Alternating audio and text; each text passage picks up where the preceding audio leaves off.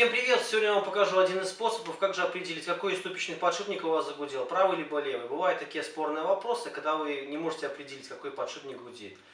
Для начала мы сейчас поднимаем автомобиль, вывешиваем его, ну а дальше все увидите сами. Итак, для начала заводим автомобиль, включаем четвертую передачу и разгоняем его.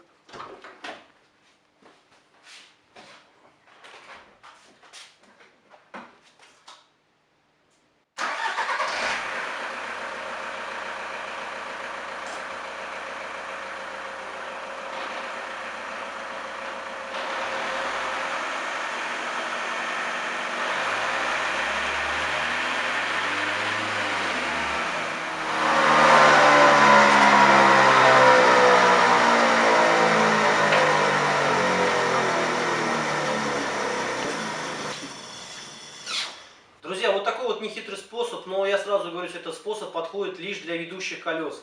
Если у вас машина заднеприводная, то такой способ подходит для заднего привода. Если переднеприводная, только для передних колес. Так что, друзья, если эта информация вам была чем-то полезная, ставьте лайки, подписывайтесь на канал. Ну а на сегодня все. Всем удачи. Пока.